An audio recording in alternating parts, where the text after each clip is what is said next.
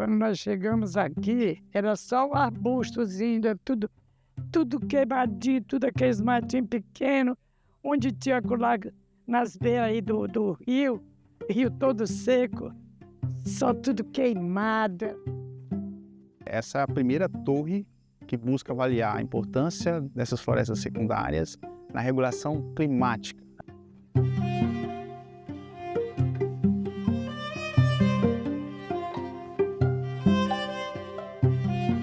Muito se fala das florestas primárias, né? Existem várias torres de monitoramento de serviços climáticos pela Amazônia toda. E tem vários resultados interessantes demonstrando quanto essas florestas primárias contribuem para o clima. O que a gente não sabia é, e as florestas secundárias? Essas florestas estão ganhando muita atenção porque está tendo muito desmatamento, muita degradação.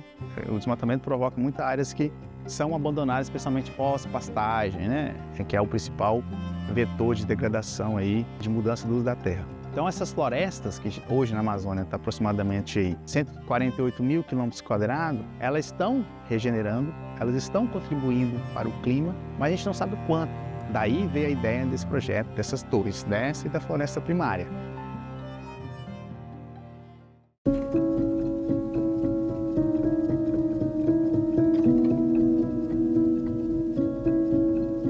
É um prazer que nós temos conservar isso aqui. Porque aqui nós temos também não só a floresta, mas temos animais daqui, tem macaco, tem guariba, tem tatu, tem veado, tem cutia, tem paca, tem capivara. A gente conserva a fauna e a flora.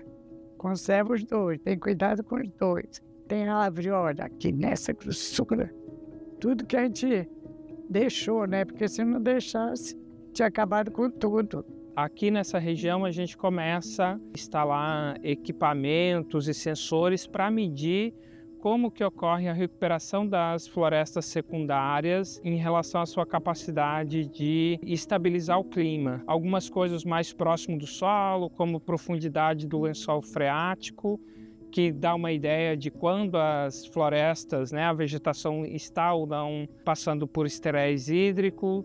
Tem alguns sensores para medir se a floresta está mais ou menos vulnerável à ocorrência de incêndios florestais. A gente tem também sensores de temperatura ao longo do gradiente de altura da floresta, que isso ajuda a entender o microclima da floresta e como que a vegetação ajuda para regular esse microclima. Na parte superior da torre a gente tem alguns sensores que permitem quantificar o total de vapor de água produzido pela floresta, Então a gente consegue entender qual a contribuição das florestas secundárias para a ciclagem de chuvas na região amazônica. Tem também alguns sensores de radiação que permite a gente entender a quantidade de radiação solar que chega na superfície, quanto dessa energia fica exatamente no sistema e como que a floresta usa essa energia,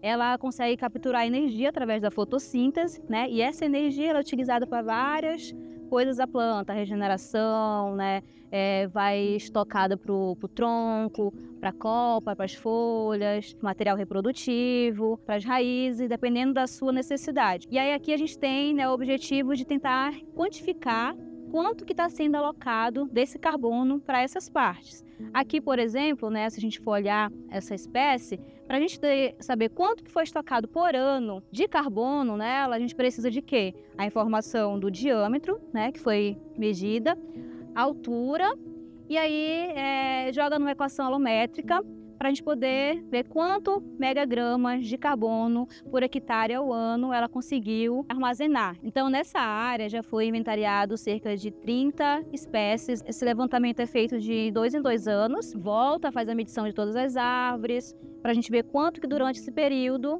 elas cresceram, quanto foi estocado ali de carbono no seu tronco.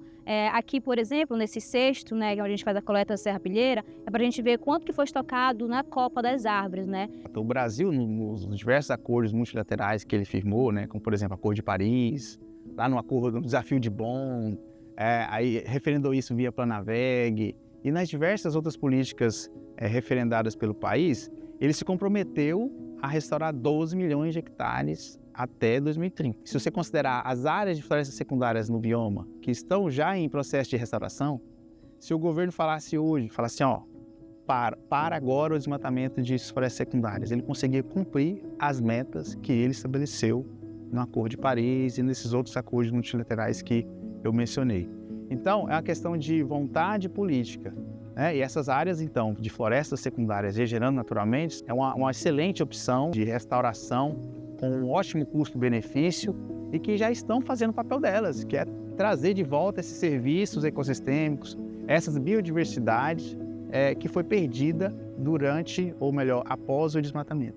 Além de você fazer restauração, você tem que preservar florestas primárias ao redor, né? Até porque a maioria do estoque de carbono armazenado em florestas tropicais estão nas florestas primárias. Florestas secundárias têm importância para o estoque? Tem, mas é uma importância limitada, porque são áreas que estão regenerando há pouco tempo. Pensando no estoque de carbono, não são equiparáveis. Florestas primárias são insubstituíveis e conciliar a conservação, né, que é evitar o desmatamento, com restauração nos locais onde precisa, a mescla disso pode ajudar a reverter essa crise climática que a gente está, essa crise de perdas de biodiversidade, etc. Eu penso nos meus netos, nos meus bisnetos, nos meus trinetos, nos meus escanchonetos, assim, neles que eu penso. Sei que eu não vou mais pertencer a essas coisas, mas valeu muito a pena. Valeu simplesmente a pena. Valeu muito a pena, né? Porque uma coisa que a gente está deixando, não só para os nossos descendentes, mas deixando para os nossos amigos, né? Para todo mundo se servir aqui.